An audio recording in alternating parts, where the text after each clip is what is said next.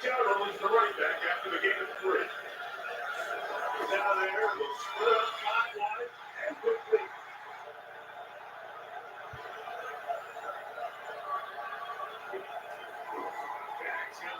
Boom!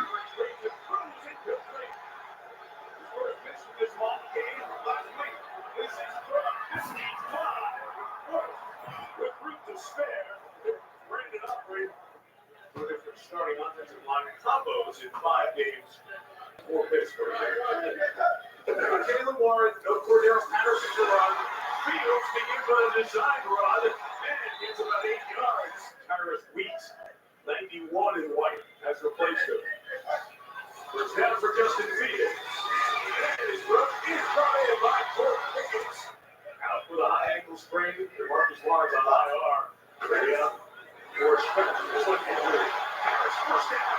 Down the sideline it goes. Inbounds around the 30-yard line and finally knocked.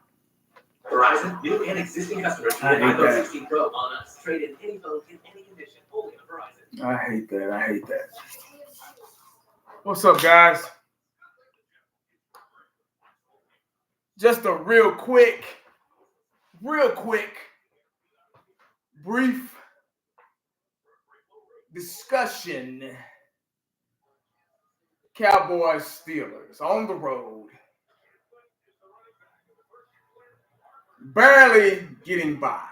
Barely winning. But I think it was the way they won. But I'm going to get to all that in a minute.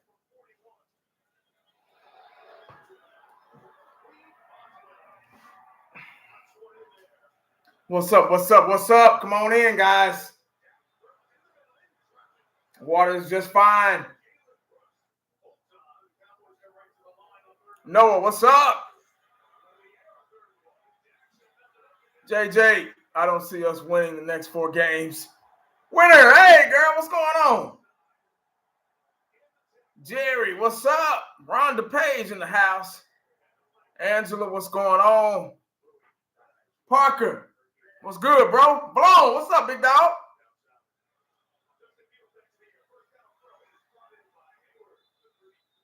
What's up? Ryan Clark. What's going on, man?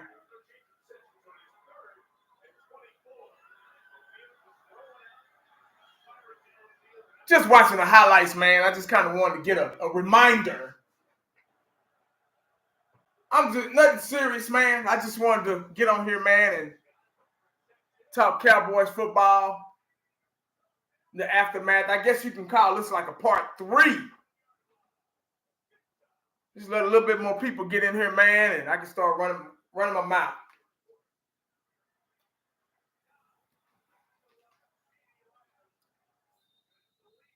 If y'all got any questions, this is y'all show today. Y'all got any questions or still some concerns, which I have still. But if y'all got any questions or concerns about the game, about this season, about how we played against the Steelers on the road, how we were able to still win this game without some of our star players on the defensive side of the ball, what this team looked like. He said Dak still looks bad. Did you see the Chiefs-Saints game 1980? You know what? I can't watch the Chiefs. Y'all can ask me anything, man. It don't even have to do with the Cowboys. Y'all can ask me anything today. It's a Freestyle Tuesday. That's what I'm going to call it, Freestyle Tuesday. Now, I can't watch the Chiefs, man, the Kansas City Thieves. It's hard for me to watch them, man, because it's no hate, it's no hate or anything, because I love football. I love seeing what other teams can do, their strengths and weaknesses and things like that. But they get so much help from the goddamn refs, man. It's disgusting to watch. They remind me of the New England Patriots, man. They're the modern day. I call them the modern day New England Patriots.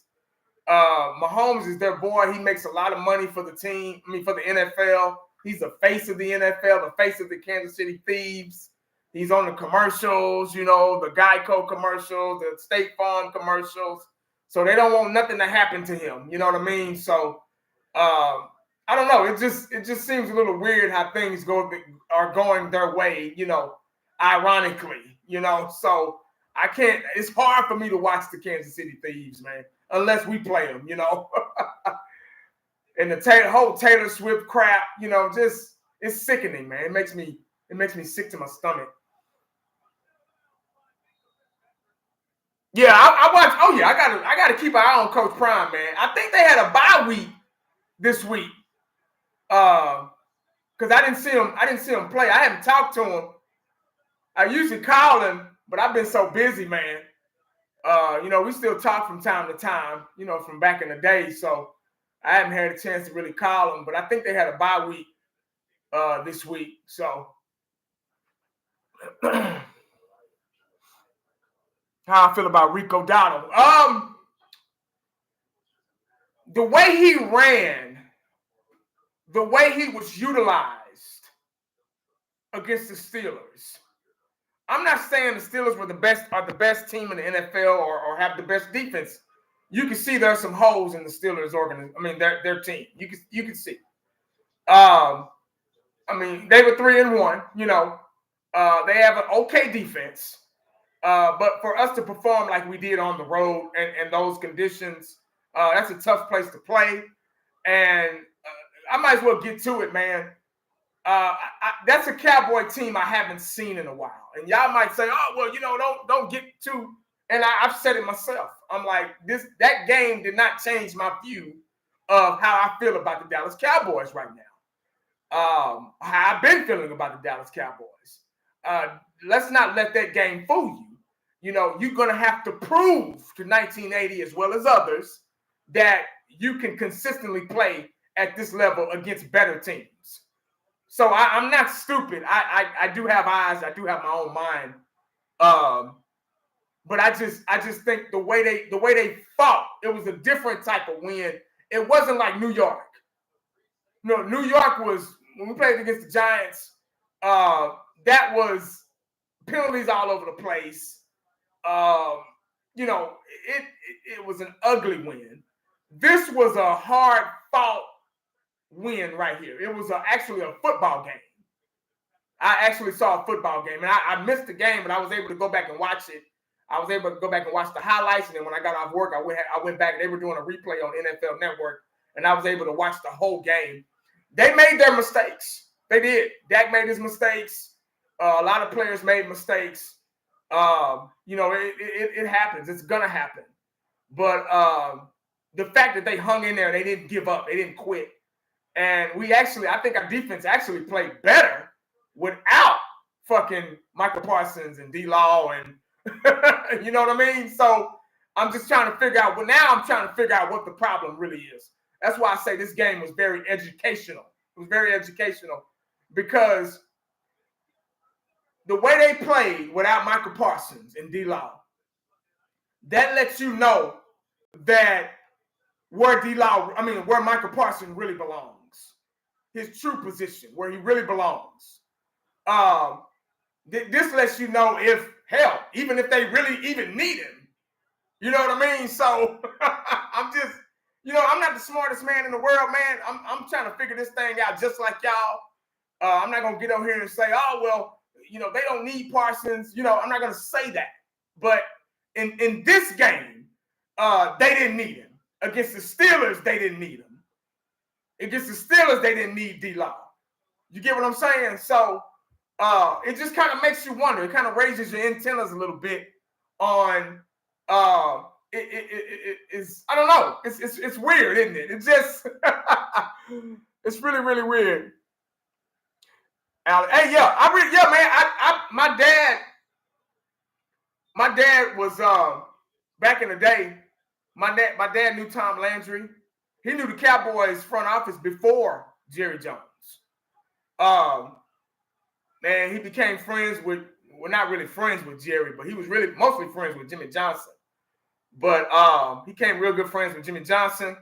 And, you know, I was on the sideline a lot, you know, as a little boy. I hate to keep telling this story. I hate it, but people keep asking me You know, I was a ball boy back in those 90s, those times.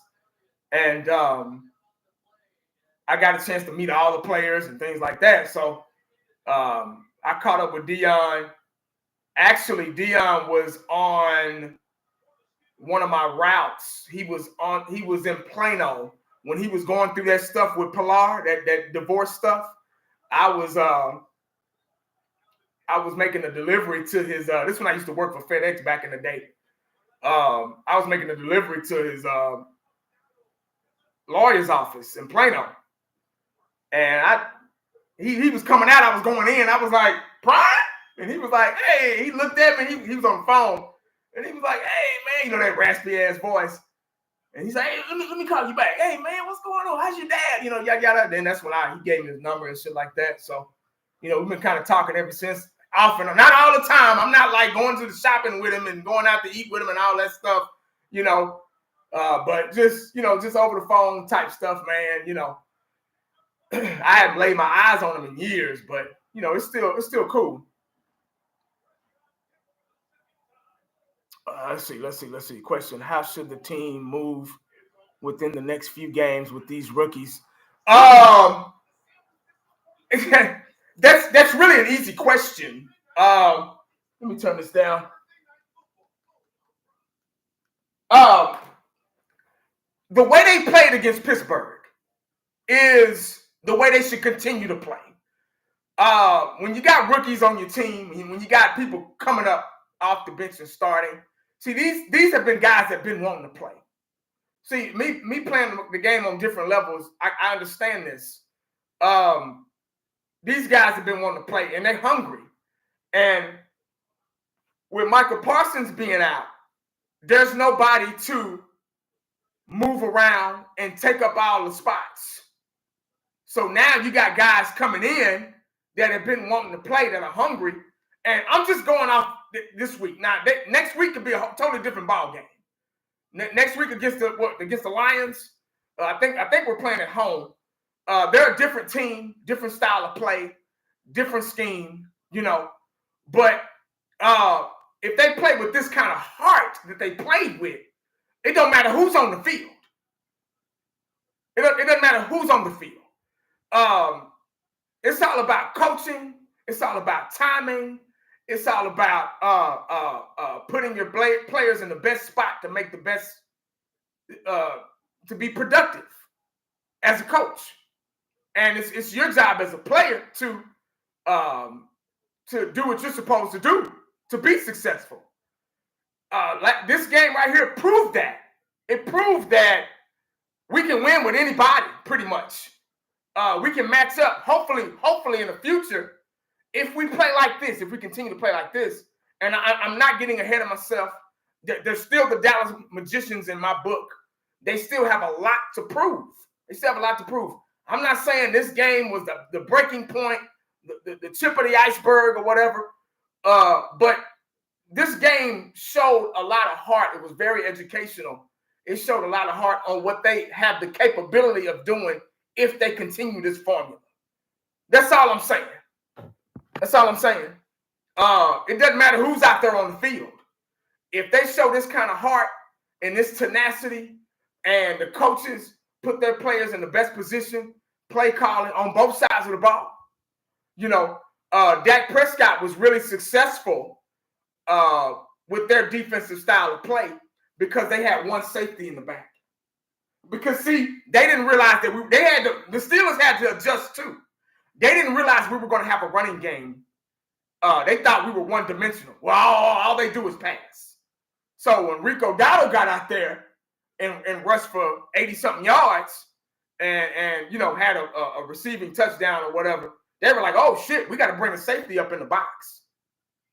So Dak Prescott, you notice he was getting the job done. He made his mistakes. I think he threw 2 interceptions. Yeah, he had 300 and something yards through 2 interceptions, but he made up for it.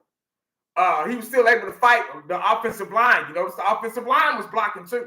You get what I'm saying? So with all that being said, Dak Prescott was very successful when you have one safety in the back. The other safety's in the box. See, he's able to see. See, when you got 2 safeties out there strong and free, it's hard for him to find somebody in those holes because you got more guys in coverage. But when they bring the safety up in the box, kind of like we do, we got Overshown, we bring him up in the box. You know what I'm saying? We decide if we want to blitz him or motion him, send him out in the flat sideline to sideline. It's pretty much the same thing.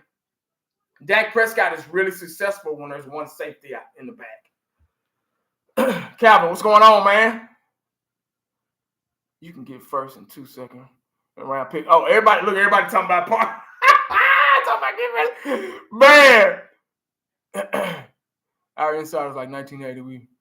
Oh man, it's all good, man. I ain't nobody, man. I just do my thing. Alexander, what's up, man? Defense look better without Parsons. Time to trade him. I don't know about that. Let's not go that far. Hopefully it was educational for him too. And the coaching staff. They were able to get the W without those guys. And that really speaks volumes when you can get the dub without your star players. Take Cowboys, what's up? Yeah, everything good, man. Everything's good. Yes, ma'am. It's good. It's good. Just talking, man. Freestyle Tuesday. That's all. I'm going to go back and see if I missed any questions. Did we run better because of the O-line switch? I'm glad you brought that up. Very good question. I'm glad I went back for that. Sugar, I'm glad you brought that up. They talked about that, actually. What's his name? Guyton went out, right? Yeah, Tyler Guyton went out. And they moved Tyler Smith over to the tackle. That might hey man, I'm all about, look here, if it ain't broke, don't fix it. If it ain't broke, don't fix it. Tyler Guyton and BB are rookies. So I'm giving them the benefit of the doubt just because of that. Just because of that. They were moving the ball a lot better with Smith at the tackle. That might work. He can play both. He's a swing guy, so he can play both. But that might be his strongest position. Like, I'm dead serious. Because when you can run the ball, y'all see how different it is. Like I've been saying over and over again, when you can run the ball, it opens up your offense. It just opens it up. We haven't been a running team. So we've been one-dimensional. So that's why we had those losses, those 2 losses in a row, because we weren't able to run the ball. I made a video about that about last week, I think, about Tony Pollard having more rushing yards than all 4 running backs. If you can run the ball, running the ball is it's a passing league. No. I'm sorry, but it's still a running league. Because you see what just passing gets you. It gets you losses. You can't run the ball. You can't pass. If you can't run the ball, you can't. There's no way you can make it to postseason play without having some type of running game. Ron the Dunn, what's up, man? Superman in the house. What's up, 1980? Hey, I've been good, man. Shoot, just hanging out, working hard, busy with the kids and all that. Let's see what else we got. Defense look better. Parsons trading. What up? Hey, what up? 1980, they need to put Parsons at outside linebacker. No more defensive end. I don't know how long I've been saying that. I've been saying that for a long time. And I don't know why the Dallas Cowboys can't see that they need to do that. I've been saying Parsons is a linebacker. He's not a defensive end. He hasn't been consistently successful at defensive end. I've been saying that. I hate to be right, but I've been saying that over and over again. Parsons needs to be an outside linebacker. I think they need to try it out. I know they're not, because, they're not going to do it. That's just the NFL. Once they get stuck at something, they feel like they got to be loyal and try to jam it until it works, because, all they need is one sack. Like, we're going to keep him at, I don't give a damn how many sacks he gets. He needs to be a linebacker because he's undersized. And I said eventually he's going to get hurt, and he did. So, and if they keep it up, they're going to wear him out. His body is not of a defensive end. You get what I'm saying? The durability. I'm talking about the durability. I'm not saying he's not tough, but he's tough at linebacker. Dak Prescott is tough at quarterback. Guys like Ezekiel Elliott, they're tough at their positions. You get what I'm saying? It's you know, you can't put a Ford Escort on a dirt road. And it's a car, so you know it has 4 wheels, so it can get through the terrain. Now you need a Jeep, you need an SUV to go through all the woods and all that shit. You can't put a Ford Escort in the goddamn forest and expect to get through that motherfucker. You know what I'm saying? They built those cars for a reason. They built those Jeeps and stuff for off-road activity. It's the same thing. They feel like Michael Parsons is a good edge rusher. Of course, he's somewhat a good edge rusher because he's fast.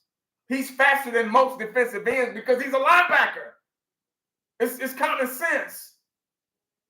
But when he's going up against 300-pound guys and they pushing his ass to the ground, he's gonna get hurt all over again. But what do I know? What do I know? Mean Mug, Iceman, what's up, guys? Gritty win on Sunday. Yeah, man. Yeah, that was a tough one. But I think it was the way we won, though. If y'all can agree, it was the way we won that game.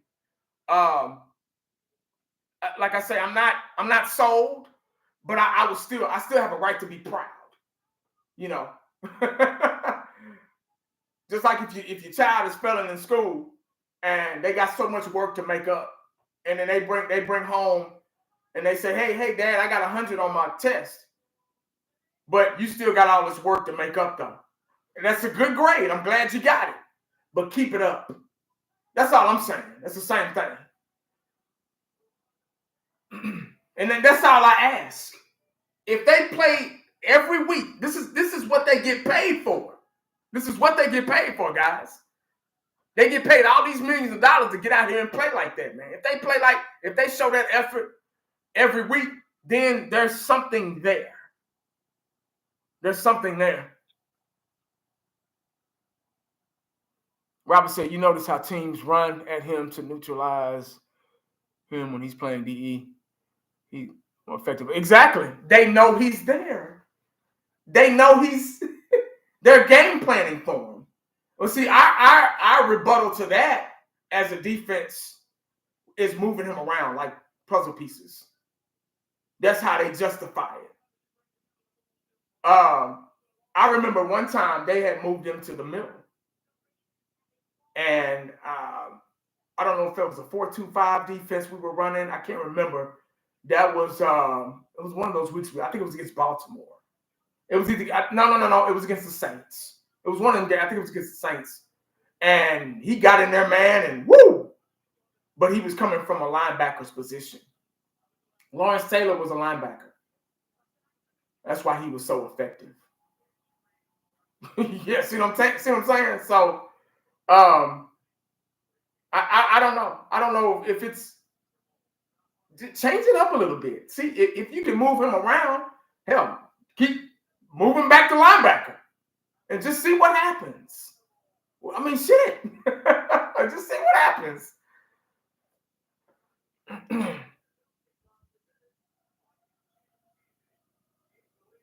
Wrong tackle, wrong goal. Exactly.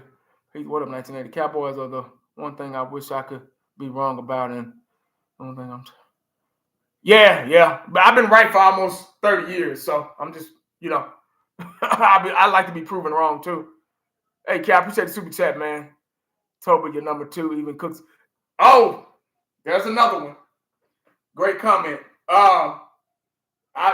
The video I just made, I just dropped yesterday. As a matter, was that yesterday? I talked about Tolbert. That's your number 2 wide receiver.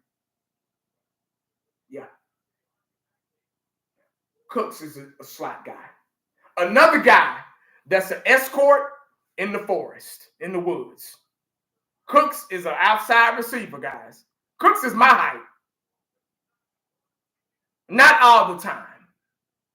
Motion him out there. Okay, cool. Confuse the defense at times. Okay, cool. Outside receiver, Lamb, Tolbert. That's it. Lamb and Tolbert. Tolbert is an outside receiver. We all know that. Tolbert showed up when it counted the other night.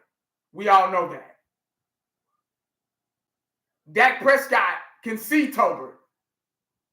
You get what I'm saying? You get the difference.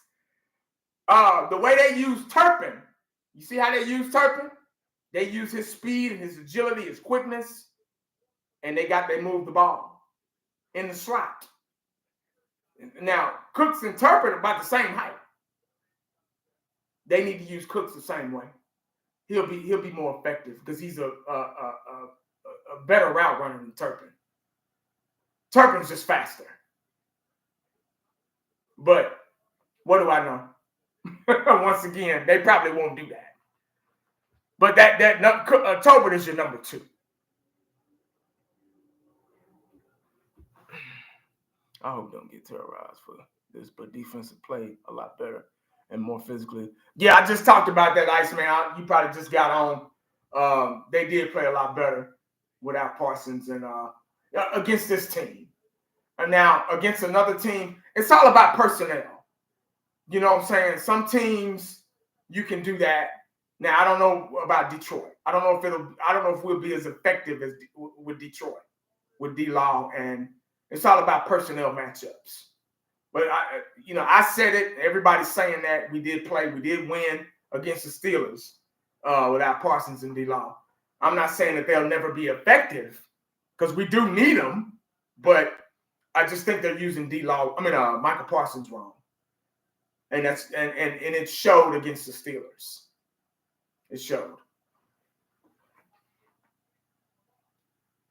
Tyson, what's going on with Diggs? I think Diggs might not be 100%. I think Diggs may be playing hurt. That's what's going on with Diggs. That's easy. That's easy. Diggs has never been, y'all don't get it twisted now. Diggs has never been a true shutdown corner where he could be on an island by himself and offenses game plan around him like they used to do Dion. He's never been that. So let's not, those interceptions he got that year, cool, good. But nobody's afraid of him. Let me just say that. And they're definitely not afraid of him anymore. But I think now, after the injury, he probably lost a step and he's playing hurt. I think he's not 100%. That's why you're not seeing. Now, he may come next week and show out. I don't know, So, but it's just, like I say, it's just personnel. I think he's playing hurt. And I think that when you tear an Achilles, man, you lose a step. So that's probably what's going on with him. If the Cowboys lay an egg against Detroit, the Steelers win. Won't matter. Overshown is a star. They are using him properly. Wait a minute. Let me see. Damn. Overshown is a star. They are using him properly. The fullback is a beast too. Yeah, Overshown. Overshown had the most tackles, I believe. I think he had 7 tackles against the Steelers. Overshown is a Quinn guy. Overshown is an undersized linebacker, but he's very physical. That's the difference with him. He's a fiery, quick to the ball, physical guy, and he plays like a linebacker. So I think there might be an excuse for him, but I don't know. I don't know how he would do because he played safety in college too. He was a linebacker / safety guy. That's why Quinn got him, because of his length and his speed and his being a Swiss Army knife on the defense. But Overshown's a very physical guy. I don't have a problem with him. He made a lot of big tackles against the Steelers the other day, and a lot of important tackles, and he's always there. Wherever the ball is, he's always there. So we have him obviously he's a linebacker. He's the front seven. He's always in the box. So I like him. I really like him. I think I made a video the other day about him, and I made a mistake. I thought that he was undersized. I thought, well, he is undersized, but I didn't really get a chance to really watch him like I should have. But I like Overshown. I think he's gonna be just fine. Tobin's route running. Oh, no. Yeah, I agree. But you got to keep him in there. See, where the Cowboys are going to make their mistake is where he's going to be in there for a little bit. So hopefully these games that Cooks is out, that he'll get the reps, the game reps, the number 2 reps. You know what I mean? So you got to keep him in there. That's the only way players learn. That's the only way they can get better. Players can't get better on the sideline. All the route running and all those things, that'll get better in game reps. In game, not practice, all that shit where they going half speed and all that stuff, and him watching from the sideline, him alternating from time to time. They can't learn like that. They got to be in there to get better. So, but knowing the Cowboys, when Cooks gets back, they're going to put him back out there, and they're going to put Toby back on the bench, and he's going to come in and out, So, you know how that go. We ain't got no control over that.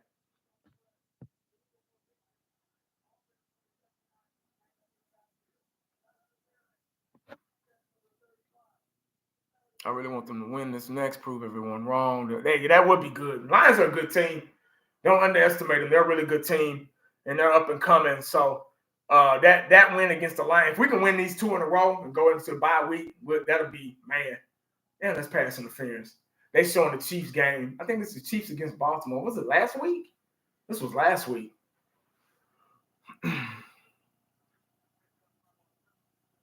I kind of want the same O-line versus Detroit. Yeah, that would be nice.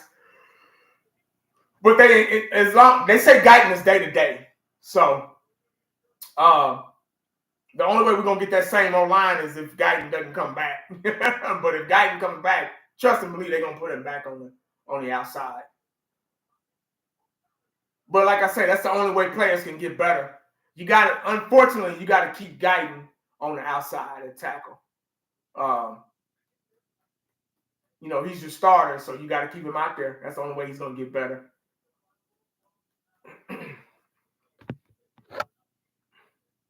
Let's see.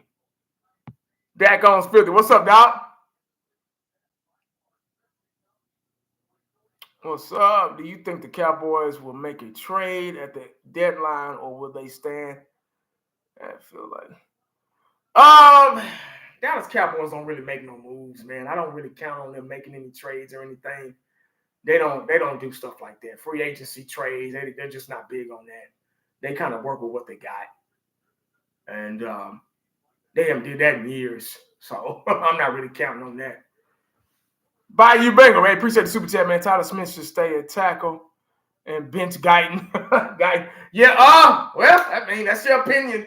I get why you're saying that, It's hard to base things off of one game. You don't want to do that, but they did play well with that formation, with those group of guys, that personnel, and against the Steelers. So I don't know. We'll see what they do. He's week to week, day to day. So we'll see. Maybe we'll have the same lineup out there, So I don't know. Hey, Victoria Love, what's up, man? How would you look at this team if we beat? I guess you meant beat Detroit. I think I would look at them the same. I'm all about right now as a Cowboy fan. I've been watching this game 40 plus years. I'm all about postseason play. What you do in the postseason. As you can see, the regular season matters, but it doesn't matter at the same time. They could win out. And I've said this to people on the job. I've said this to family members. Everybody trying to pick my brain and see. They could win out, and I wouldn't care. They can win. It'd be nice. It'd be good for the fan base. It'd be good energy if they win every game. If they won every game on that leftover on this damn schedule, I can't say I wouldn't care, but I wouldn't be impressed. What I'm concerned about, and I think what we're all concerned about, is postseason play. Look how they did us against Green Bay. How Green Bay came in our house, sat down at our table, got a plate from the cabinet, fixed the plate, went in our refrigerator, got something to drink, ate our food, just left the plate there. Don't scrape it off or don't wash their hands, don't wash the dishes afterwards. They just came in, ate our food, and left. And the Dallas Cowboys in the playoffs, they look like a whole different team. See, right now, if they played like they played against the Steelers in the playoffs, we'd be okay. I mean, we didn't play perfect, but we fought. That was an actual football game, and that was a dog fight against the Steelers. Yeah. And that's all I ask.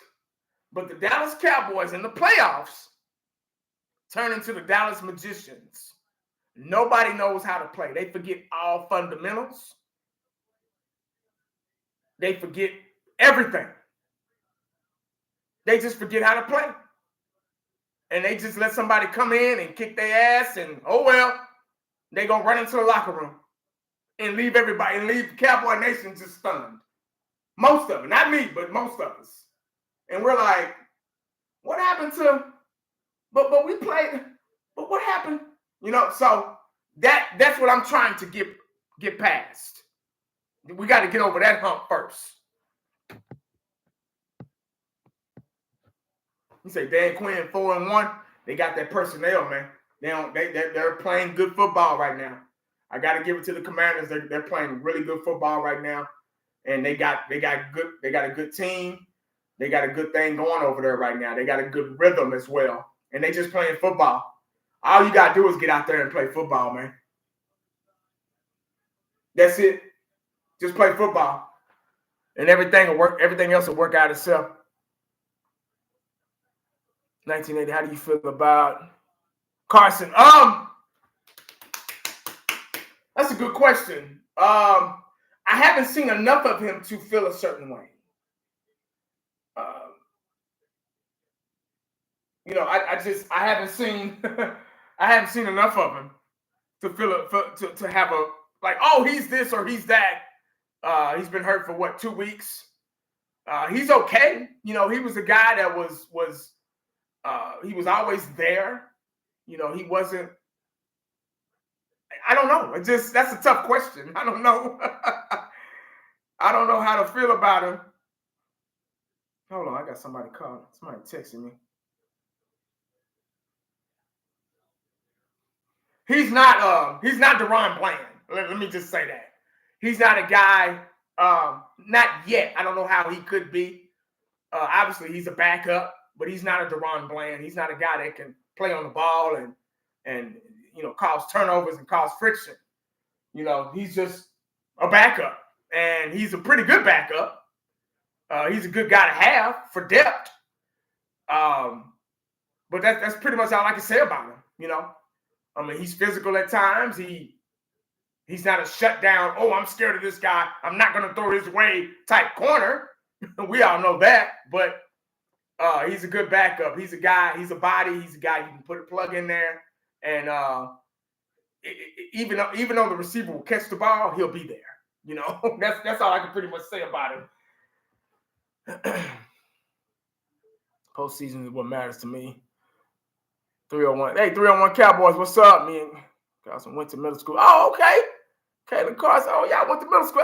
That's cool, man. What middle school did you go to? Malik Savage. Hey, what's going on? San Francisco 49er fan in the house. What's up? Washington might win y'all's division. Philly Eagles, Dallas Cowboys better step it up. Yeah, you're so right. I agree 100%. We got to step it up. I'm not disagreeing with you at all. They could. the Washington Commanders, the way they're playing right now, if they keep this up, they probably will win a division.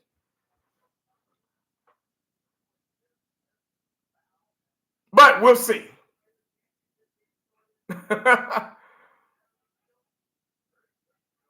We played well on defense. That doesn't mean we fix anything. Our defensive problem is more personnel than scheme. Yeah, the way we played against Pittsburgh, we could have played a lot better, but I think our defense held. We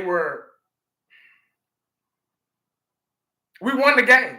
That's all I can pretty much say. I'm not saying that defense, we're the greatest defense of all time. No, I'm not saying that. I'm just, the Dallas Cowboys came to play that night. They played, even though I missed it and the weather was all fucked up beforehand and there was a delay and we got guys on the injured list, guys didn't play. They projected us half the goddamn staff on NFL Network or whatever it was. They projected us to lose. Hell, I even thought we were going to lose that game.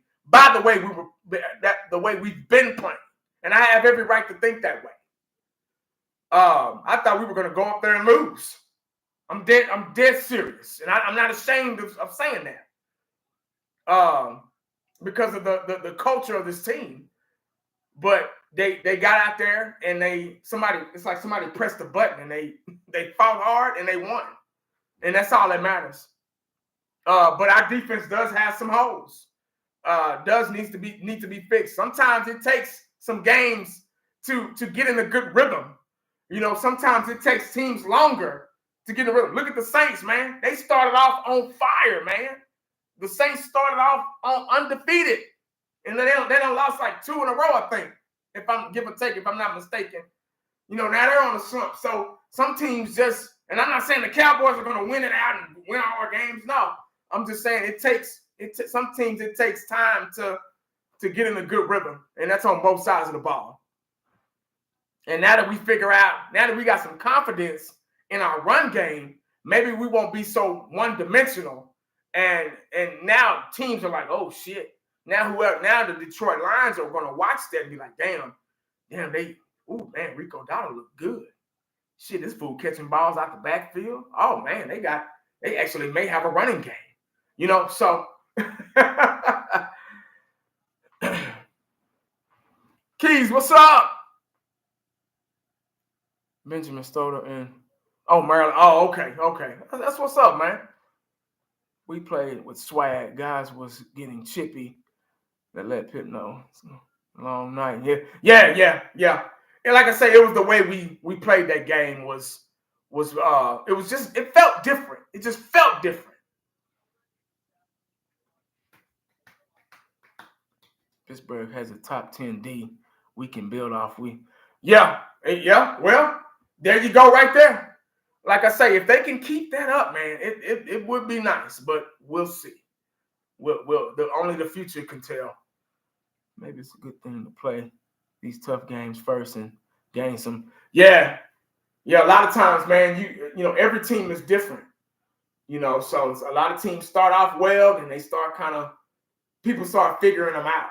You know, unfortunately, we played Baltimore and we lost to Baltimore and we lost to the Saints, and we were still trying to find an identity. And I'm not saying we have found an identity. I think we still got a lot of work to do on both sides of the ball.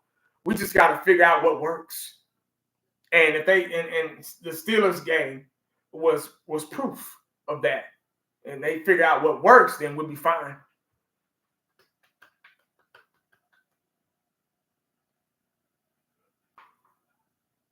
He said Rico won't make it to the season. That's why they're preserving Zeke. Well, I never thought about it that way. You might have a point. I think I don't know why they're not utilizing Zeke a little more. I thought that goal line fumble, remember we fumbled on the goal line and Dak recovered it. I thought that Zeke should have been in the game for that because Rico Dowdle's not a power back.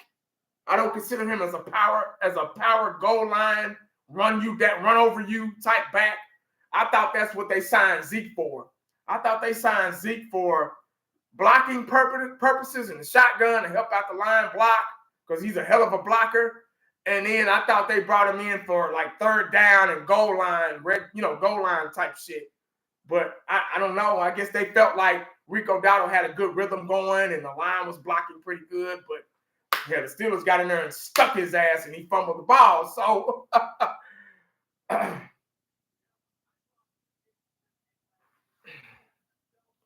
say Zeke is done. Yeah, he might. Yeah, man. I don't know why they signed him back, man. I really don't. Maybe he wants to retire a Cowboy. Shit, I don't know. He had his best years with us, so I don't know. He barely can get 3 to 4 yards now. Yeah, that's true. That's true. I just thought of him being more of a power back. Now that, when they bringing him back, I thought he was more of a power back. That's what I thought before he even touched the field. Before Zeke even touched the field, I thought, well, maybe they're bringing him in to help with the blocking because he's a hell of a blocker. And then, maybe third down, a situational guy. That's what I thought they were bringing him in for. But that hasn't been the case. So the pads and the field is tell that story.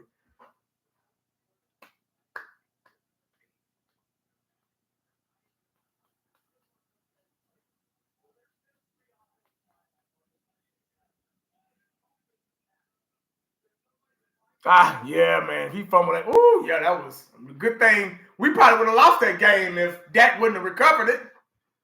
But good thing Dak got on it. I remember the 2016. Hey, Brent, what's up, man? I remember the 2016 season. Dallas went 13-3. And needless to say, I've been disappointed ever since. Yeah, that 2016 season was magical. We were the only team we lost to was the Giants that year. I mean, we were winning games back to back to back to back. That was a good team. That was a good team that Dak and Zeke kind of fell into. It was already made. It was just to add water, So we already had the best offensive line in football. We had Travis Fredericks, and everybody was young and in prime. We had Mr. Reliable, Jason Witten. We still had Dez, prime Dez. Man, we had weapons. Our defense was, but our offense made up for it. We outscored people. They couldn't stop the run game. We had the best run game in football. I think Zeke was the leading rusher that year. I think him and Dak were fighting over Rookie of the Year, then Dak ended up getting it. That was that year was educational too. That year I thought we had a good chance to go to a Super Bowl. I thought we had a good chance. But I think it was Green Bay that took us out, I think, that year. Like so many other times. So 2014 and 2016, those were pretty good years for us. Hard to believe it. 10 years ago. 8 years, yeah, man.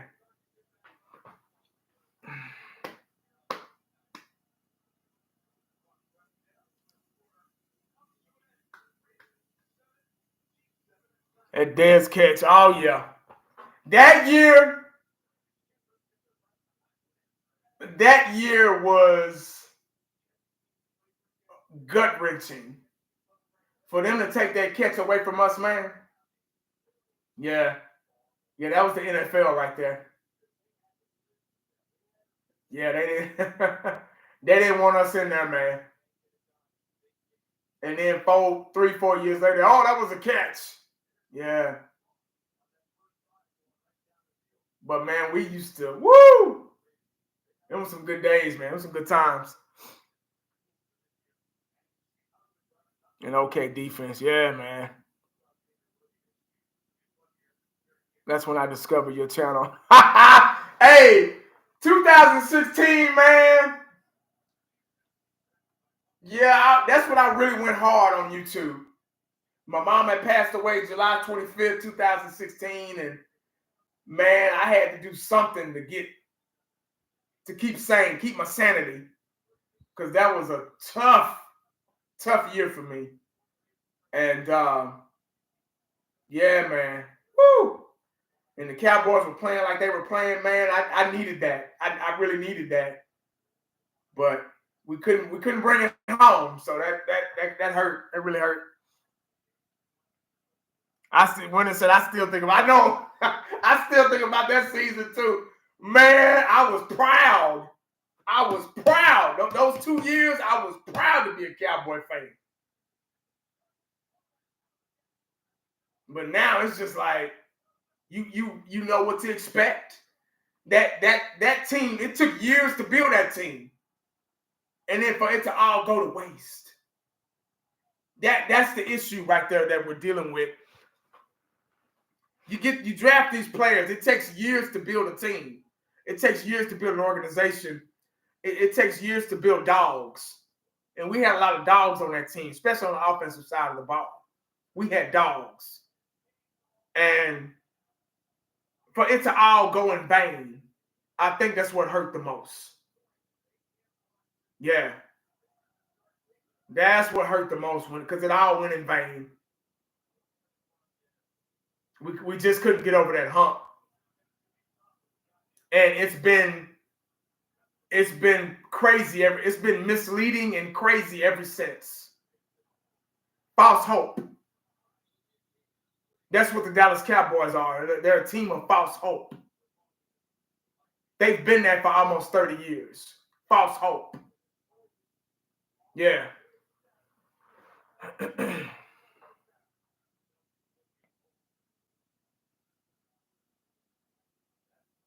The year we beat Seattle. The year we beat Seattle? Oh, the year we lost to Seattle. Y'all remember that video I made after the Seattle game?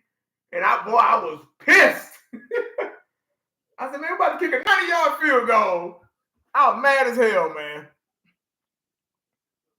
We haven't had a season like that.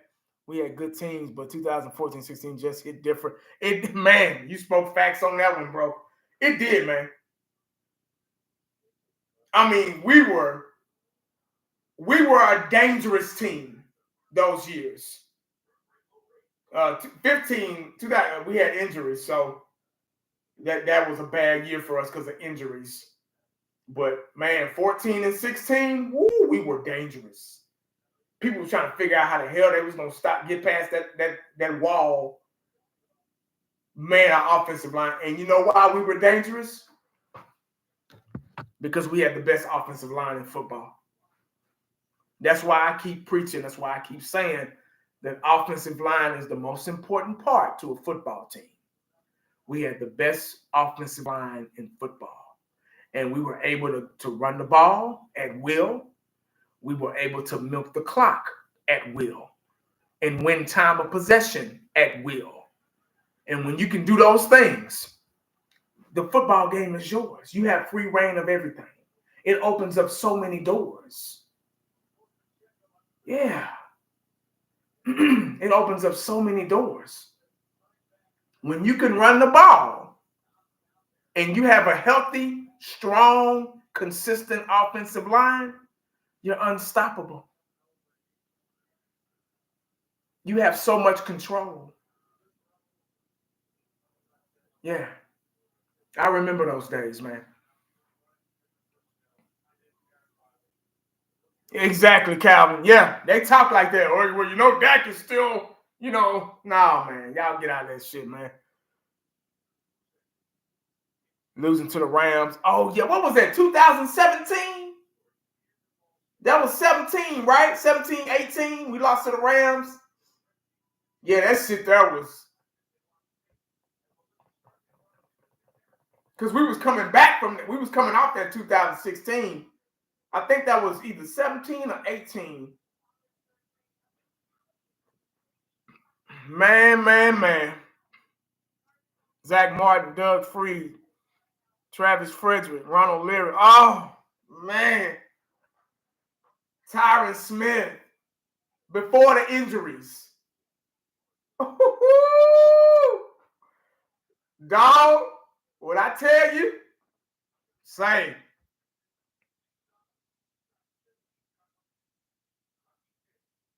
If we picked up Henry instead of Zeke, you talking about recently or back then? I I think you're probably talking about recently.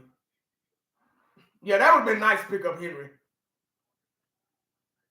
But they already had it in their mind that they wanted to pay Dak, so that's why they didn't pick up.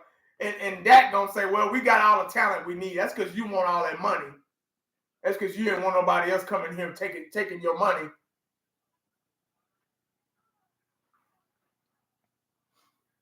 Now, yeah. Oh, yeah, of course. But they knew they were going to have to pay him. Hold on.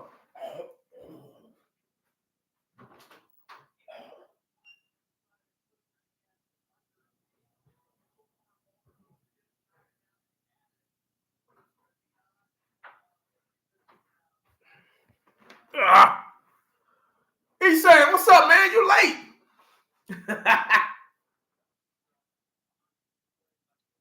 We need to get back to that, man. Yeah, we got to get back to that. You get the right personnel up in here, for sure.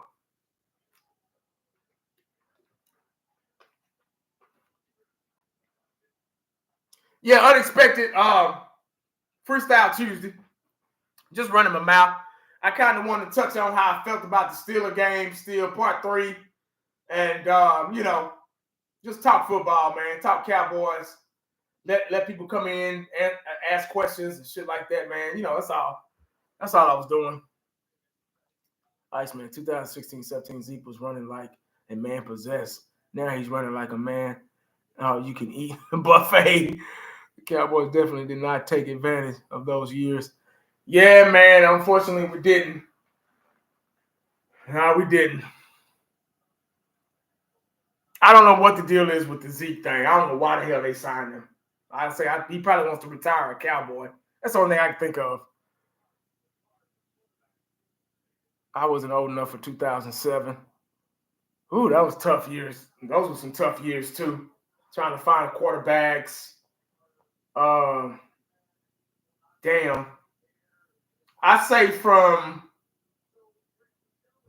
2000, the end of the Eggman, all of those guys era, like 2000 till, Parcells' era was pretty good. He kind of got the team back on track. We made some good draft picks. We had some good talent. We just couldn't get the job done on the defensive side of the ball. But he brought the discipline back because we were lacking the discipline in. Hell, we lacking the discipline now. Shit.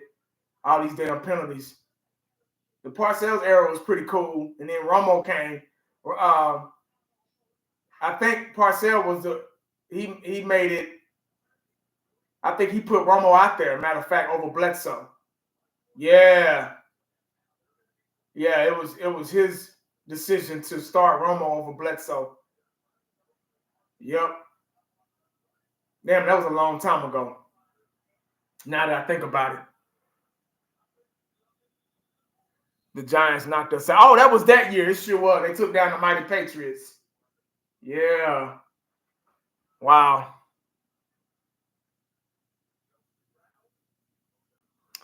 Easton said defense played better. Offense needs a lot of work. We lack consistency on defense. Yeah, those are true statements. I think the defense played better without Michael Parsons and D-Law. I think we can all agree to that. I'm very intrigued on the NFC East division race. Washington is playing with a lot of confidence right now. I'm waiting to see how Jayden down. Yeah. Yeah, but Washington's playing good football right now. But they're human just like we are. And hopefully the Cowboys play like they played against the Steelers. I think we'll be fine. Chan Gailey and Dave King. Oh, my God. Those years were brutal.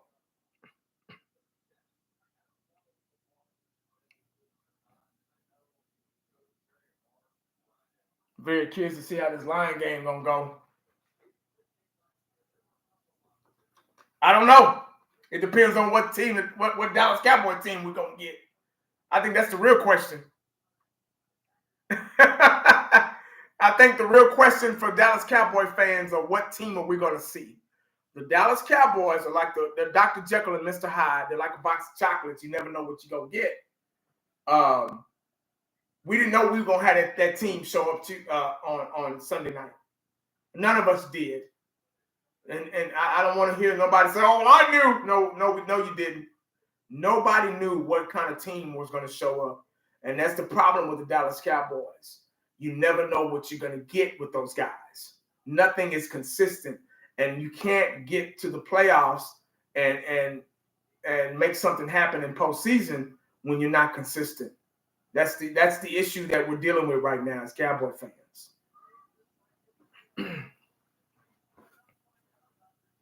You never know what you're going to get, man. See, back in the day, I knew what Eminem were going to do. I knew what Eggman and Irvin and Dion, those guys, I knew what our offensive line, Larry Allen and Nate Newton and all those guys, I knew what they were going to do. I knew what Brock Marion and Darren Woodson and Ken Norton, and I knew what those guys were going to bring. It was easy. I used to look at the schedule, win, easy, win. The only way we lose if we beat ourselves back then, if we make some mistakes here and there. But you knew what you're going to get with those guys. Now, you don't know. It's week to week. That's why it's hard to do videos. It's hard to talk Cowboys. It's hard for me to get on here and talk to y'all about a team that I don't know what team is going to show up. I could predict. You can't even do predictions no more. I never did that because that's bad luck to me. PC76, what's up, man? Well, yeah, it's week to week. You do not know what team who gonna play this Sunday against Detroit. And I think it's a home game, right? We done lost the last two at home. Being at home don't even matter no more. Back in the day, that was a guaranteed win.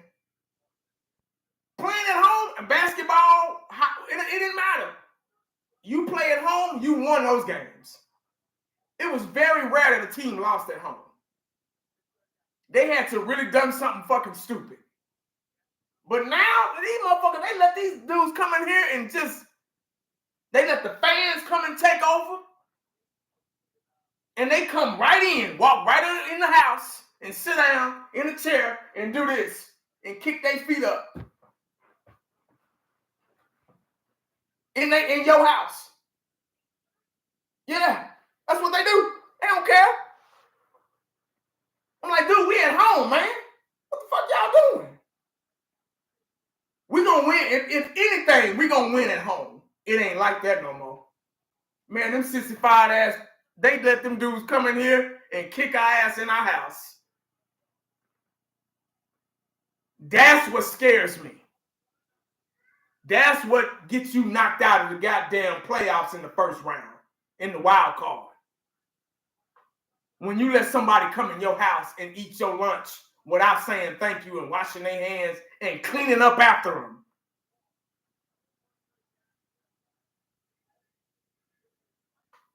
That's why the Dallas Cowboys are on my list.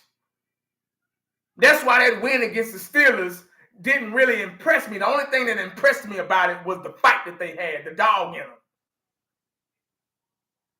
That win was a little different. I was actually almost kind of proud of them.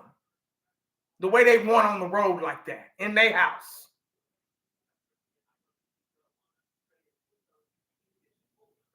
Yeah.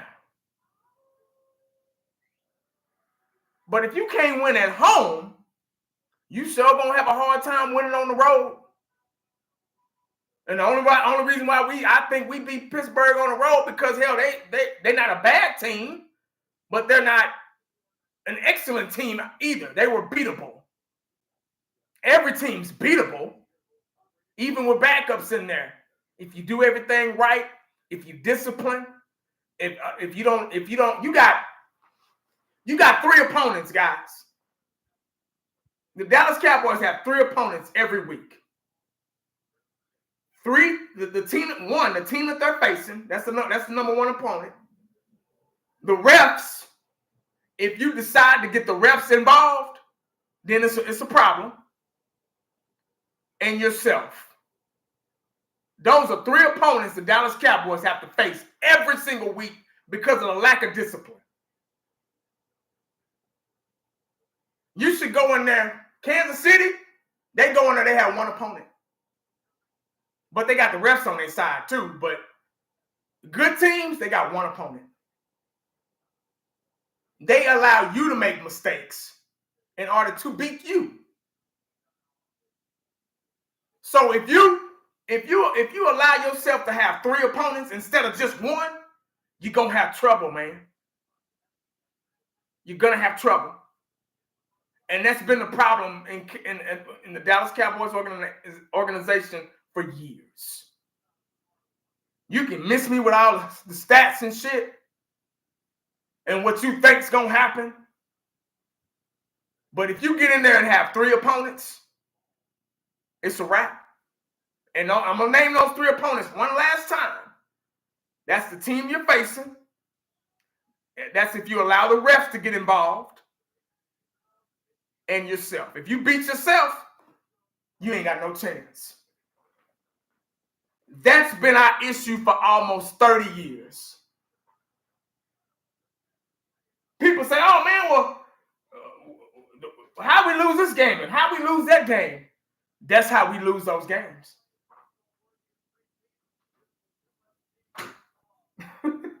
That's simple, huh? It's easy. Hey, Robert, appreciate the super chat, man. It seems like our best weapon is our kicker. Yeah, I mean, he's the best in the league right now. He's got a good rhythm going. He's confident. He's confident. Kickers have to be confident in order to make field goals. I remember Jimmy Johnson said he had a kicker, and he kept missing field goals every now and then. And Jimmy Johnson pulled him aside and said, man, what's going on, man? You all right? You know? And he's like, Coach, I don't know, man. I just lost my confidence. I don't know what's going on. And Jimmy Johnson said, oh shit, that's all I need to hear. And he cut him the next day. So once you lose that confidence as a kicker, it's a wrap.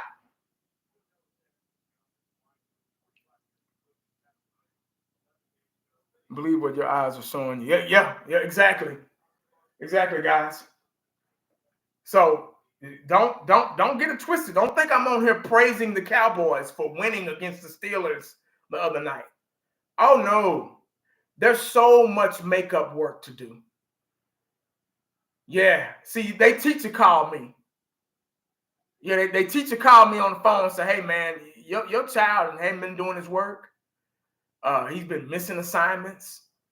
He's not trying on his test. He's been talking in class. And, you know, we got failure notices coming out next week. And I'm going to have to send one to you guys to make you aware that he or she has the possibility of failing my class. That's the Dallas Cowboys, guys. They've been failing for almost 30 years. Yeah. Yeah, and this one damn game don't solve it. Being 3-2 and number 2 in our division don't solve it. It's going to take a lot of makeup work in order to catch up in my class. I don't know about y'all's class, but my class, it's going to take a lot of makeup work. Yeah. That's it.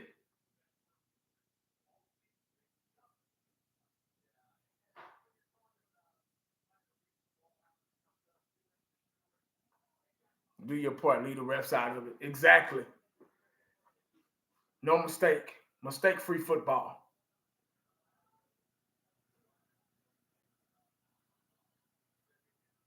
You'll be a lot better. Mistakes are going to happen. We're human. It's football. It happens. But you got to learn to minimize them. Yeah. They got to figure out a way to get around them.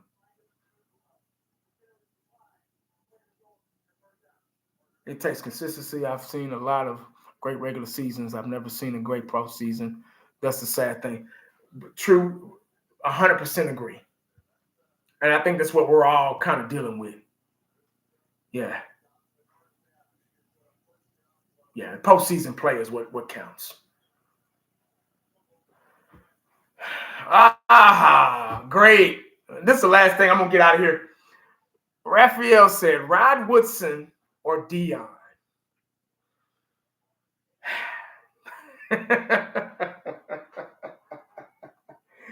Oh, you trying to keep me on here longer. I know you. Yeah. Whenever it feels like I'm about to get off, somebody will do this to me just to keep me on here longer. I got to go, man. Don't do me like this. I got to go and get dinner ready, dinner going and stuff, get the kids going for tomorrow. I hate when I get this question. See, you did that on purpose. He knew that it's almost time for me to wrap this up. So he asked me question, Dion or Rod Woodson. In my era, my time, yeah, I know what you're doing. You slick. You think you slick. Good question, though. Good question. That's a tough one. Believe it or not, even though I'm a Dion guy, Rod Woodson was a beast. Let me explain to y'all the difference with Dion and Rod Woodson. Dion was a guy that he wasn't really coachable. He was coachable, but he wasn't coachable. He had a lot of natural talent. Probably the fastest guy in the NFL, probably in baseball too. Dion would allow guys to get open on purpose. He had the speed and the awareness to allow guys to get open on purpose. So the quarterback would throw the ball and he'd go, pick it. Dion was a ball guy. The true meaning of a ball hawk. Yeah. Greatest of all time. Rod Woodson also ran a 4.2, 4.3. Was Dion, but could hit too. That's the difference. Rod Woodson would light your ass up. Rod Woodson could go after that ball just as well. He wasn't as good as Dion was, but they were kind of, man, those would be my two corners, though. If I were to go to battle, those would be my two corners. But if you ask him which one, I got to go with Prime. It's hard, very hard, because I like Rod Woodson too. Because Rod Woodson was Dion, but could hit. That was the difference, man. that was the difference. Yeah, that will never be, neither one of them. There will never be another Rod or another Prime. Ever. Ever. Ever. You talk about overall athlete, Dion playing punt return, kick return, wide receiver, changing helmets, changing gloves to play wide receiver, then hopping on a plane, a helicopter to go play baseball. That's alien. Yeah, that's crazy. Rod Woodson was awesome too. He got a Super Bowl ring with the Ravens. They switched him back to safety as he got older. But he was a man. He was a beast. And it's funny, he started off playing safety. And then when he got to NFL, they said, man, we're going to move you to corner because he was so fast. I think he averaged like a 4.3, high 4.2s, 4.3. And they said, man, we're going to try you out at corner. And he started liking it. He started getting them interceptions and stuff, so they moved him to corner. And then as he got older and he started losing the step, they moved him back to safety. It's funny how history kind of repeats itself. Oh, Darryl Green. See, y'all. Darryl Green was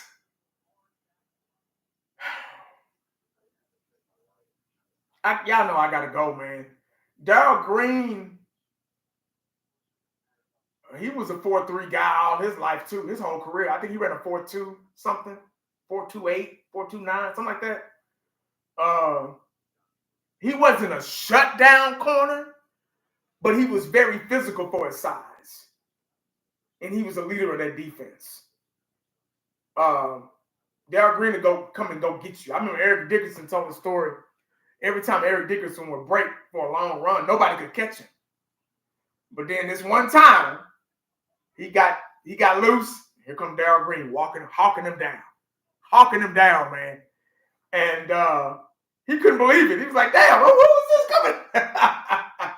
Hawking me down like this, man. But Darryl Green was a great corner too. I mean, he wasn't like scary like Deion, like, "Oh, I'm not gonna throw that way," but he was very athletic guy. He was very good cornerback, Hall of Fame guy. Sean Taylor, yeah. Oh man, tragic what happened to him, but Sean Taylor was a ball hawk too, and he would hit your behind. Ed Reed, Steve Atwater, Ronnie Lott, guys like that, man. Those were dogs, man. Ray Lewis, Lawrence Taylor, whew. Reggie White, Charles Haley. But man, Terrence Newman is the best DB ever. I wouldn't say that, but he did walk down Randy Moss one time. Yeah, Terrence Newman, T. New was fast. He was surprisingly fast. He had sneaky speed. He walked down Randy Moss one time. I couldn't believe it. I was like, "Oh shit!" Walked him down. Hey, Charlene, you late. I'm about to get off. LT was a nightmare. Oh, Palomino, I forgot about him. Yeah, he was a game changer too. Yep. Can't forget about old long hair. I remember when Deion walked down Don Beebe. Don Beebe ran a 4.28. Don Beebe was fast. Fast little white guy. And it was a kick return. You can look it up on YouTube. But I actually saw the game. Deion was a Falcon then. This was early in his career when he had prime speed. Shit. I'm talking about 4.1 speed. Don Beebe ran a 4.28. Easy. And Don Beebe got that kick return, man. And he was gone. I mean, he was gone. Nobody was catching him. Here come Deion. I mean, Deion hawked him down like it was easy. Now, this is a 4.28 guy. Hawked down Don Beebe like it wasn't nothing. Look it up. Go look it up right now. Put Deion walk down Don Beebe, and it'll come up. If they haven't took it down, but I think I saved it in my phone. But, yeah, walked him down like a mug.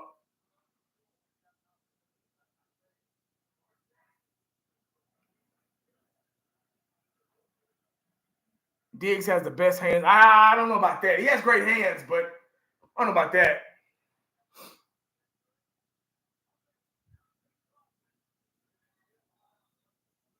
Cornerbacks today have it hard because of the rules. I think they make it hard because of the rules. And this is the last thing I'm going to say. DBs today, they don't play the ball. They don't play the ball. That's why they make it hard for themselves. It's not because of the rules. Now, the rules have become sissified. Oh, yeah. But I think it's because they make it hard on themselves because they don't look back when the ball is in the air. They don't have the damn common sense to see the receiver's eyes and to see that because when the ball is coming, the receiver is doing this. He's looking back and he's doing this. His hands he's ready. The ball is coming. Now, as a DB, when you see it, if you're playing the man, if you're a good corner and you have good, cornerback skills, you're going to see him looking back and you're going to, oh, shit. And you're going to make a play on the ball. Once that ball is in the air, you're no longer a cornerback. Let me say that again. As a DB, as a cornerback, this my coach taught me this in high school. This was high school, guys. He said, once that ball is in the air, you're no longer a cornerback. You are a wide receiver. And you got players in the NFL today who get paid millions of dollars don't understand that. And that's why they get the pass interference called on them. That's why they get the pass interference called on them. Yeah. Because they're not aware of when that ball is in the air. That's my ball too. Like Charles Woodson said, oh shit, that's my ball. Shit. You can touch the receiver 5 yards. Anything 5 yards is still rain. It's free reign. But after that, nah. You gotta let them run. Let them think they open. That ball is in the air. Go get it. Cornerbacks don't have that in them. They ain't got that dog in them. They too scared of getting beat. So they don't look back. They want to keep their eyes on the receiver. And then when the ball is in the air, they just want to look and fling their arms in the air and hope for the best. That's how you get the pass interference call. Because you're intentionally bumping into the wide receiver when the ball is in the air and flinging your arms in the air looking stupid. Looking stupid. They don't know how dumb they look. Could you imagine you running towards somebody and you flinging your arms in the air? They're like, what the hell is wrong with you? But if you locate the ball and look back, any type of contact is incidental. I'm gonna say this again. If I walk towards you and I'm looking at you and I bump into you, I did that on purpose. That was on purpose. If I'm walking towards you and I'm looking back like this and I bump into you, oh shit, my bad. Then it was an accident. It wasn't intentional. You get the difference? So they won't throw the flag because any type of contact is incidental because you're looking back. You have no knowledge of what's in front of you. You're not worried about what's in front of you. You're worried about the ball. But if I'm a cornerback and I'm guarding you as a receiver and the ball is coming and I'm looking at you and I run into you, knock you down, they're going to throw the flag. You got to know how to play the refs. You got to know how to play the refs. Especially being a cornerback. And they're getting paid millions of dollars to not know this. Blows your mind, doesn't it? All right, guys. I'm out of here, man. I appreciate y'all on this Freestyle Tuesday. Maybe it'll be more exciting when the Lions game is on. What time is that damn game? Matter of fact, let me check that real quick before I go.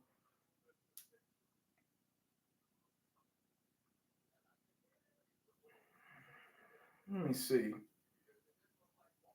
Oh, it's a 3. That's a midday game. Okay.